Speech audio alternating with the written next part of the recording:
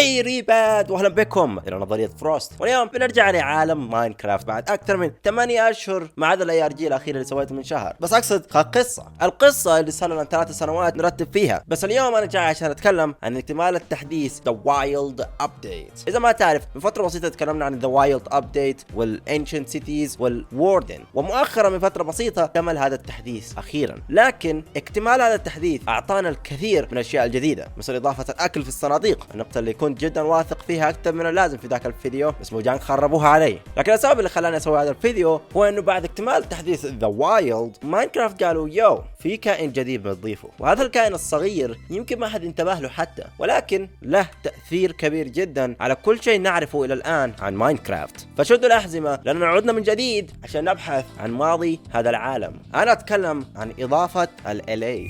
هي كائنات صغيره زرقاء ممكن تلاقيها في بعض الاماكن في العالم، لكن هذا مو مثير للاهتمام. الالي في الصوره السطحيه تبدو انها مجرد كائنات بسيطه اخرى في العالم موجوده بس عشان تساعدنا نجمع موارد، لكن نظره معمقه لها تقدر تستوعب الجانب المظلم لهذه الكائنات بسرعه. الالي تثبت نظريه كانت عندي من سنين الان، وهي حقيقه السحر الاسود والتلاعب بالاموات في ماينكرافت، بس حتى يصير اعمق. شايفين نكتشف سريعا ان الاليز قد يكونون اطفال ميتين. نعم سيداتي سادتي، نحن ما قاعد نلعب فايف نايتس ات فريديز، نحن ما قاعد نلعب ايش الالعاب الثانيه اللي فيها اطفال ميتين، بس عموما وفي ماينكرافت على ما يبدو انه في اطفال ميتين، فاستعدوا لان الموضوع بيكون مثير للاهتمام. الان ايش هو الالي؟ هو كائن انضاف بفضل تصويت اللاعبين في ماينكرافت. اذا ما تعرف شو تصويت اللاعبين، هو تصويت بالموجانج للاعبين عشان يختارون اي وحش جديد راح ينضاف للعبه، وموجانج تسوي هذا الشيء كل عام، ويعطون خيارات للاعبين يختاروا ايش هو المخلوق القادم للعبه. واحيانا هذه الفكره رهيبه عشان يخلون الكل يحس انه له تاثير على الاضافات اللي بتصير للعبه، ومن الجانب الثاني اللاعبين يصوتون لاضافه اشياء زي الحباره المضيئة، او التصويت على اي بايم راح يتعدل، واللي فازت فيه غابات الصنوبر وانضافوا الثعالب. مستعد اقول انه بلا فائده نوعا ما، ولكن نايس، من ما يحب الثعالب. ولكن كل لاعبين ماينكرافت بالاجماع ممكن يتفقون ان اسوأ اضافه بسبب التصويت هو الفانتوم. هذا المخلوق اللي يجيك اذا ما نمت لمده طويله، واللي في الغالب اكثر شيء مزعج في الحياه وبدون اي سبب. اذا ما بنام ما في داعي انام، خليني في حالي. فنقدر نقول ان التصويت ما عندهم اكثر تاريخ مشرف من ناحيه الاضافات. لكن اخر اضافه الالي ما اعتقد انه مجرد مخلوق انضاف عشان التصويت لا اكثر، بل في الواقع اعتقد انه له قصه اعمق بكثير، وهذا اللي بتكلم عنه اليوم،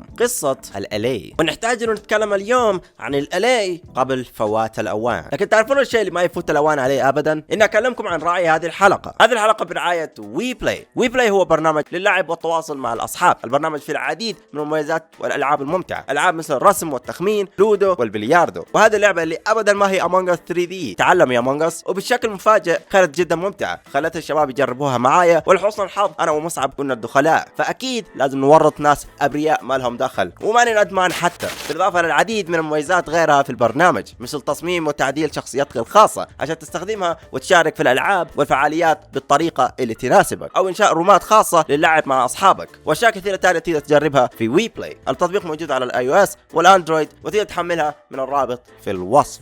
شكرا وي بلاي لرعايه هذه الحلقه، ونكمل.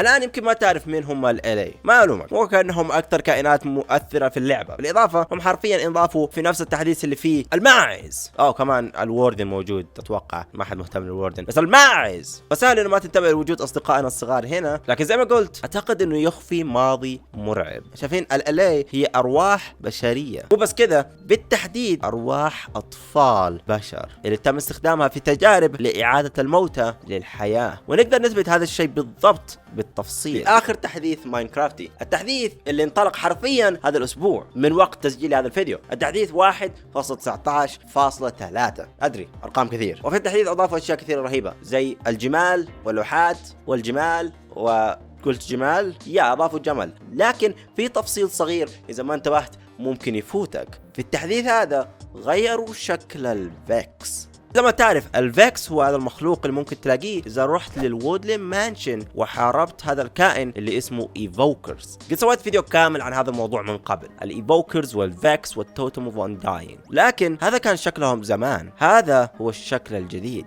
إذا تقدر تلاحظ شيء من البداية، قرار تغيير شكله ما جاء إلا بعد إضافة الالي، ثم خلوا شكل الفيكس جدا مشابه للالي. فمن الحين اوريدي عندنا الرابط ولو بسيط، بس هذه مو النهاية. إذا تتبعت الأثر ممكن بسهولة تعرف إنهم بيسكلي نفس الكائن. شايفين اسم الفيكس والألي هو بيسكلي أسماء عكس بعض. لما تشوف لي معنى اسم فيكس تلاقي إنه يعني إثارة الغضب، لكن لما تشوف لي معنى اسم الألي تلاقي إنه العكس تماما، حيث اسم الألي يعني تهدئة الشخص، وكأنهم كانوا مصممين على عمد عشان يكونون عكس بعض تماما. وهذا الشيء اللي فتح عليه كل هذه البوابة من الأسئلة. ولما تبدأ تتعقب مصدر هذه الكائنات تقدر تلاقي الجانب المظلم. بس عشان نسوي هذا الشيء نحتاج نتكلم عن الفيكس بقدر الإمكان، لأنه الفيكس يعطينا صورة لما حصل للألي. لأنه شايفين الفيكس هم نفسهم الألي، بس بعض ما تحولوا بفضل الإيفوك، فهم الآن تحت سيطرة الإيفوك. لكن نعرف أنهم في مرحلة ما كانوا أليز، وعشان نعرف ايش هم اصل الاليز يمكن لازم نركز اكثر على الفيكس. كمثال شيء يجذب انتباهي هو السلاح اللي يستعمله الفيكس. اذا الايفوكر استدعى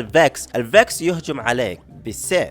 الشيء المثير للاهتمام في السيوف انه تقريبا ما في كائنات كثيره يستعملون السيف في ماينكرافت، في بس عندك البيجلينز في النذر والزومبيز في الاوفر وورلد، بس ما في اي كائن تاني غير البشر. والشيء المثير للاهتمام انه في هذه المرحله نحن قلنا من زمان انه الزومبيز كانوا البشر، فهذا يعني انه الفيكس في مرحله ما كان ايضا مثل الزومبي بشري. وهذه بس البدايه. خلينا نتكلم ايضا عن الالي. اولا بس بناحيه سطحيه جدا تقدر تلاحظ انه شكل الالي هو مشابه لستيف. تلاحظ شكل الشعر وشكل الراس بالتحديد، لكن يبدو انه بس اصغر، ايادي صغيره وجسم صغير، كانه يوحي انه ستيف بس اصغر، او بالاصح طفل. مو بس كذا، بس حتى وصلنا للتفاصيل تانية مثل عدد قلوب الالي. الالي عنده 20 قلب، وعدد القلوب هذا تماما هو نفس عدد قلوب ستيف. بالاضافه انه ايضا عنده قدره عشان يهيل نفسه، واعتقد لانه عنده هذه القدره لاعاده تهييل نفسه الايفوكرز والايليجرز كانوا يستعملونه عشان يجرون عليه التجارب. شايفين الطريقه الوحيده عشان تلاقي الاليز في الاوفر وورلد في ماينكرافت هي انك تروح تدور عليهم في الوودلاند مانشنز، او تقدر تلاقيهم في مخيمات البيليجرز في هذه الاقفاص الصغيره. بكل الاحوال اذا انقذتهم ممكن بسهوله تعطيه غرض ويصير صديقك. الان لاحظ الى الان نحن قاعدين نقول انه الفيكس والاليز قد يكونون بشر، بس كمان فكره انهم اول ما يشوفوك يبداوا في خدمتك قد توحي بشيء اخر ايضا، توحي بفكره انهم يعرفون من انت. الالي في اللحظه اللي يشوفك فيها يدرك مين انت بالضبط، ما تحتاج حتى تعطيه طعام او تطلب منه شيء بعكس اي كائن اخر في اللعبه عشان تروضه او يصير صديقك، بس تحتاج تعطيه غرض، وبالتالي يبدا يتبعك طوال الوقت ويجمع اغراضك. بس السؤال ايش قاعد تسوي البيليجرز بالاليز؟ في هذه المرحله واضحه، يصنعون توتم اوف انداينج. توتم اوف انداينج مصنوعه من الاليز اللي كانوا ايضا في مرحله ما اطفال بشر. موضوع مربك، الموضوع مربك. ولكن الشيء اللي حتى يثبت ان في الغالب لهم علاقه بالتوتم اوف انداينج هو حقيقه انه الالي يقدر يستخدم توتم اوف انداينج.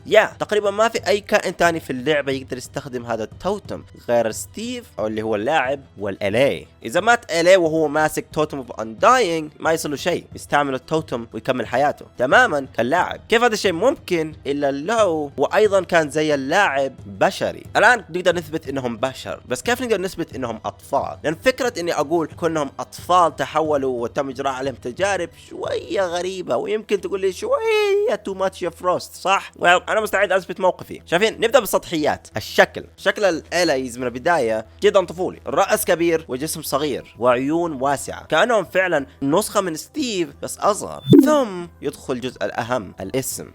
وما اتكلم عن اسم الالي. شايفين قبل اضافه الالي بشكل رسمي في اللعبه، اول ظهور للالي كان في تحديث ماينكرافت ذا نذر ابديت، تحديث النذر، لكن ما ينضاف للنذر. على وقتها كان مجرد فكره، لكن الاسماء اللي كانوا قاعد يتم اختيار بينهم للالي هي اللي اثارت اهتمامي، لان كان في عده اسماء قاعد يحاول يتم الاختيار بينهم، الالي، ذا بيكسي وذا ويسب. نعرف الان انه تم اختيار اسم ذا الي، لكن هذول الاثنين مثيرين للاهتمام، خاصه اسم ذا ويسب، لان في اللغه الانجليزيه ذا ويسب له عده معاني. ان فاكت ما هي مجرد جمله بل هو وصف. ويسب هي وصف لفتاه صغيره. نعم، وكانهم قاعد يحاولوا يقولون انه الالي هي فتاة صغيرة، وتعتقد انه الان الموضوع صار غريب، بس يصير حتى اغرب الين تبدأ تستمع الى صوت الالي. اذا حاولت تستمع بدقة الى اصوات الالي تقدر تلاحظ انه وكأن في صوت طفلة صغيرة بس مشوه.